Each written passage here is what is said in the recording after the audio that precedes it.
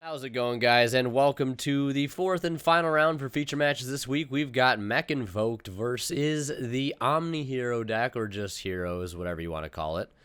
But yeah, fourth and final round. Hope you guys are looking forward to it. Hope you guys have enjoyed all the feature matches so far this week, despite my massive misplay in round 3. But yeah, I digress. So either way, Heroes going second here. Mekk Invoke starting first. Kind of a role reversal if you think about it. I feel like Hero is a deck that could easily go first, and Mekk Invoke obviously wants to go second, but there are definitely going second strategies of Heroes around. And on the resolution, that Meltdown, there's a Droll and Lockbird, which is going to make Alistair the Invoker look useless, but same thing with all those Mekk-Knights in hand as well, so it's going to set one and pass. Looks to be a Cosmic. Hero player passing as well, not doing anything. Alistair the Invoker coming down now, finally getting to resolve his effect. Hopefully there won't be another Droll and Lockbird here, but going to go for the Invocation. Hero player already deciding to main deck the Droll and Lockbird. Can't imagine what else might be in the main deck as well. Definitely a diehard going second strategy. Is a known thing at this point in this particular game anyways. So the one card Alistair into Mekka play through the Secure Gardna and the Almirage coming in clutch here. Recycling back that Invocation, add back Alistair, and swinging in for 25. Not too bad, since the game did get started very, very rough for both players. And an evenly matched. Opting to banish 2, obviously. Not going to get rid of the Mekka. So maining evenly matched here, as well as the Droll and Lockbird. And you can see some of those diehard going second cards, attributing to some brick cards here. Setting one monster and passing. And then our Mekk-Knight Invoke player getting started with a Blue Sky. Going for purple here. Looks like he might possibly have what might be the start of game here. I'm not entirely sure. Has a purple Nightfall in hand, but the only way he can make it live potentially be either setting another card underneath the Mekka or linking everything off.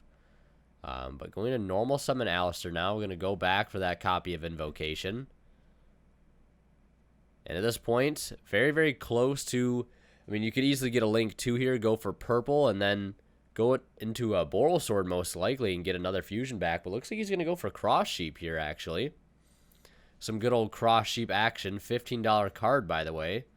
I still can't believe how much this card has gone up in price. It seems still ridiculous. Instant fusion for the Thousand Eyes Restrict. That's going to proc the Cross Sheep. And also bring back Alistair in the process for free Link fodder. Thousand Eyes Restrict will slurp up that monster regardless of position. And then going to link the Cross Sheep, Alistair, and Thousand Eyes into what will be Boral Sword. Dumping that Vision Hero increase to the graveyard.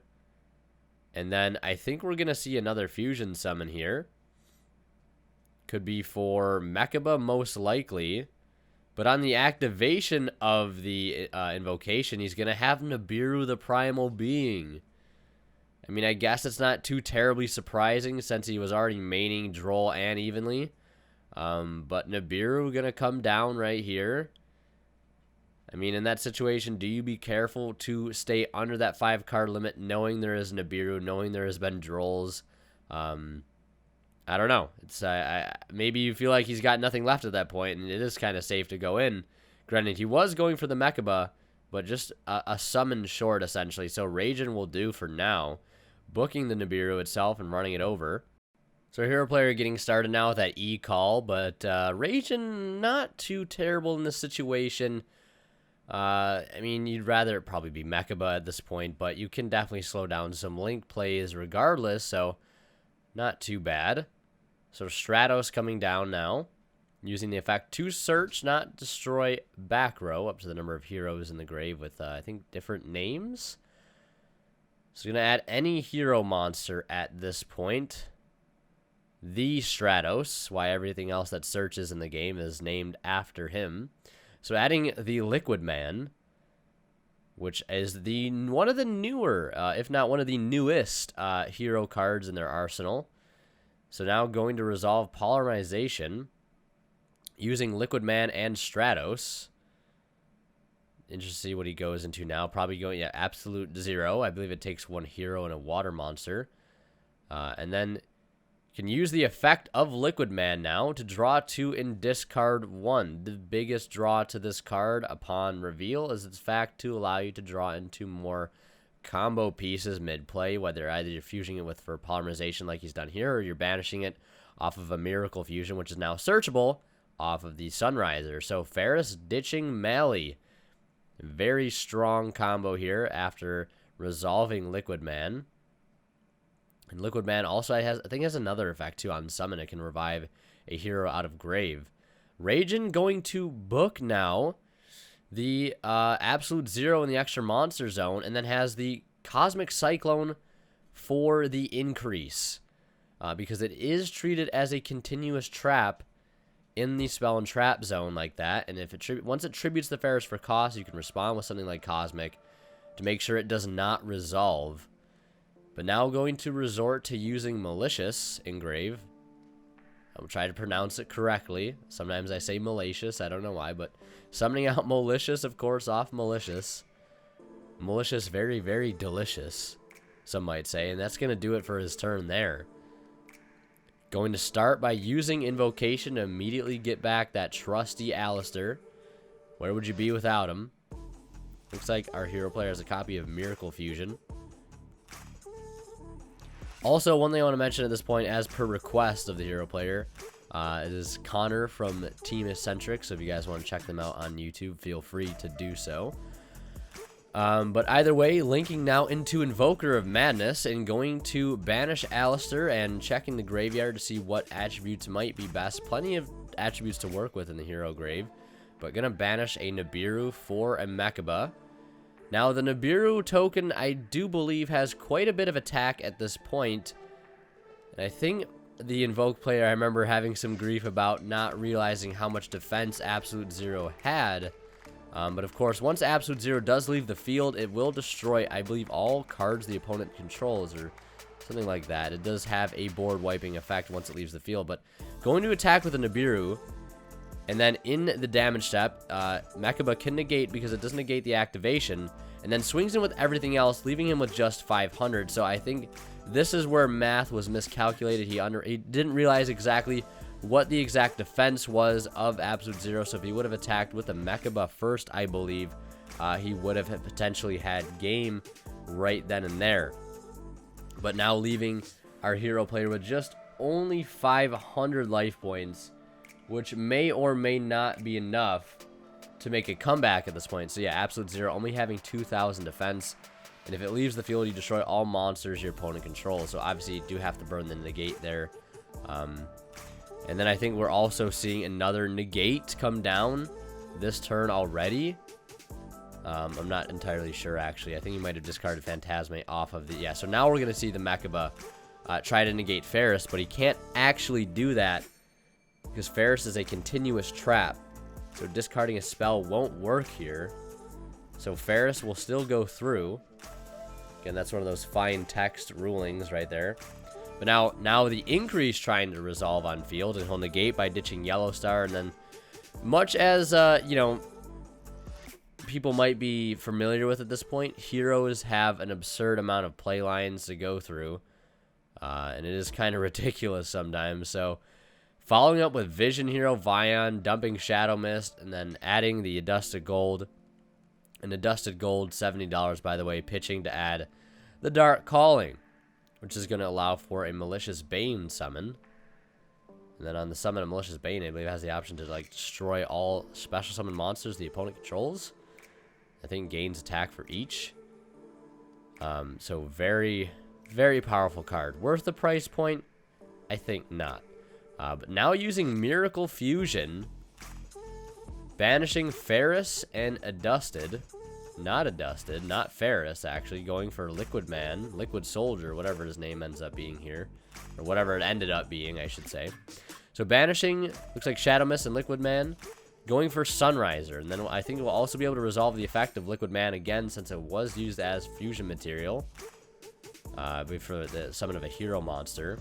So be able to draw 2 and discard 1. So can use it once from hand, and then again with a Miracle Fusion. Drawing Fusion Destiny, and looks like the Solid Soldier. He's going to discard Solid Soldier, hands down, no problem there. And then linking now I think into the extra hero Cross Crusader. This is probably where you wish you might have would have kept that Phantasme. But again, hindsight is 2020. Cross Crusader going to bring out Malicious and then tribute off the Malicious to go ahead and, I believe, search here. At this point, has Dark Calling in hand, so definitely could easily see a follow-up fusion play. Going to add the Honest Neos. Of course, be able to discard to boost any hero monster by 2,500. The Nibiru token is pretty beefy. I believe tributed off a Invoker of Madness and a purple Nightfall and one other card. I'm not entirely sure. Or perhaps a Boral Sword attributed off as well. And something else in a purple. Then Malicious Bane comes down.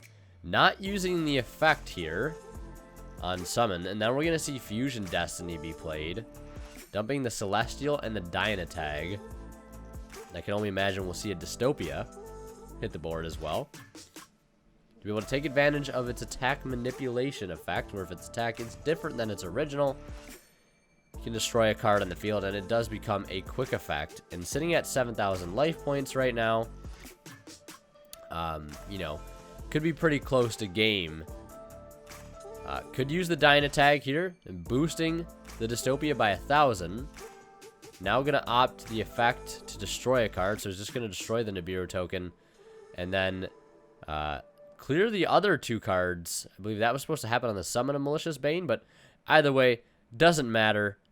We're going to head into game 2. And of course, as we do, I want to mention a quick shout out to Imperium Duelist, provider of some amazing playmat, sleeves, dice, calculator cases, deck boxes, etc. So if you guys want to check them out, link to their website down in the description below.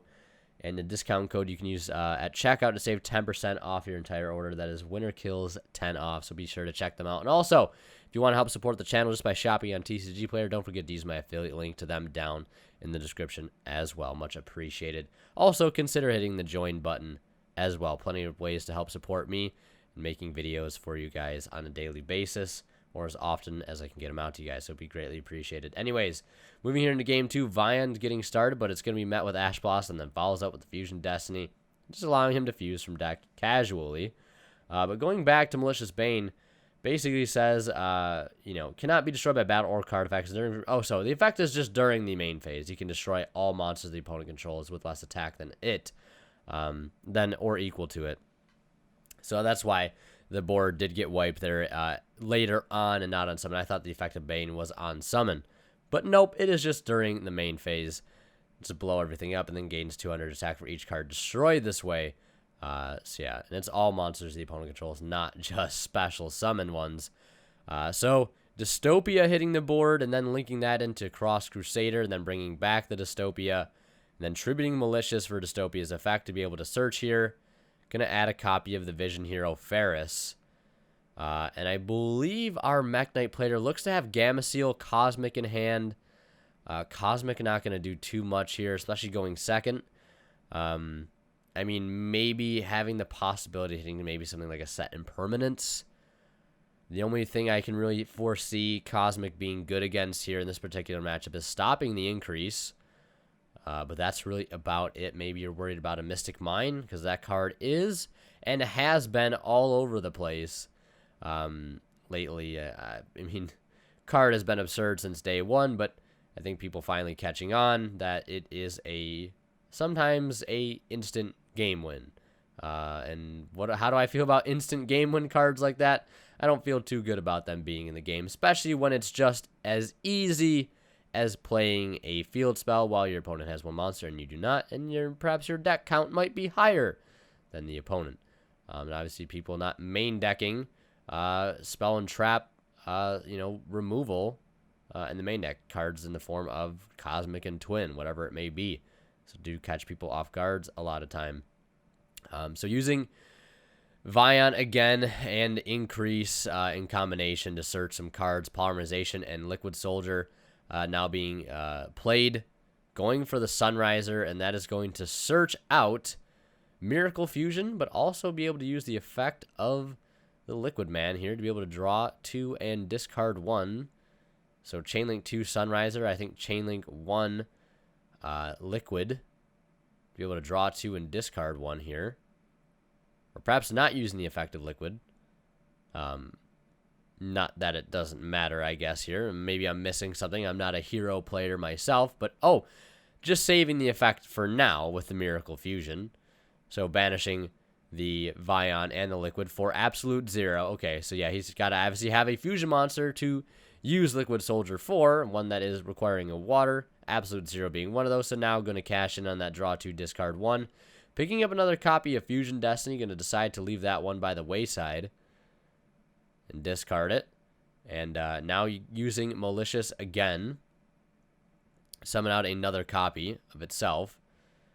Probably doesn't want to, I mean, you can keep the absolute 0 on the field at this point, but if you do leave it on the field, it's an impending field wipe for the opponent, so going to keep that on the board and then link into the Dread Decimator. And setting 2 back row here, so actually, I guess you're not too upset if you have a Cosmic in your hand at this point. So, I mean, Gamma Seal is very, oh my god, it's the... It's the Artifact Sanctum. That is pretty rough. Cosmic Cyclone, not going to do you too good there.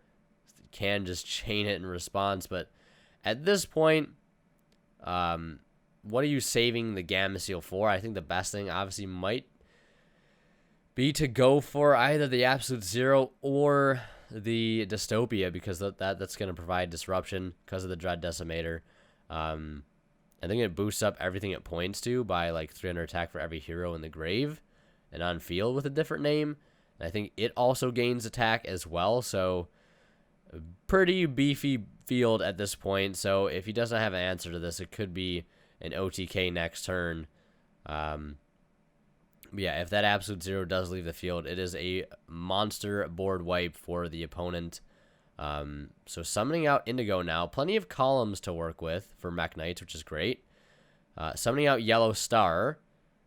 Yellow Star, of course, can banish a Mekk-Knight to destroy a spell and trap in the opponent's side of the field in the same column that it is in, and it is not a once per turn. So possibly looking for a way here to link away the blue and the indigo to be able to get Mekk-Knights engraved to be able to even resolve this effect to begin with. Thinking about setting Cosmic here, perhaps. But just going to go to the battle phase. Having enough here to actually get over or it might be even crashing here. Thinking about using the Dystopia. Having like 7 names, it looks like, engraved. Just off a quick glance like that. But going to use Dystopia here. Quick effect to pop Absolute 0. And that will wipe the rest of his field. Summon double Gamma Seal, set 1, and pass, man. That is just a rough turn, a rough board to deal with. Summoning Stratos, using the Destruction effect, I believe the back row Destruction effect. So he's going to chain the Cosmic at a cost of 1,000. You clear Polymerization. I mean, even going back to the Cosmic thing, yeah, I mean, looking, you know, hindsight is 20/20, but, you know, one back row being a bluff, the other one Cosmic not doing too much against. An evenly matched there would have been absolutely huge. But just not seeing it, and then he's just going to go right into the battle phase, and that is a game. So Heroes taking the match 2-0 against Mekk Invoked. Probably could have been maybe a game 3 had the math been calculated in game 1, but these things do happen, mistakes do happen all the time, so no big deal there. But yeah, that's going to do it for this match, the final feature match for this week. So thank you guys so much for watching, and a special thanks to Travis Harris, Academic Thick, and Ty for being my 3 divine level supporters here on YouTube. Much appreciated. You guys help make these videos possible alongside other videos as well. So thank you guys for that support. But yeah, so always, guys, Winner Kill signing out. We'll see you guys in the next one.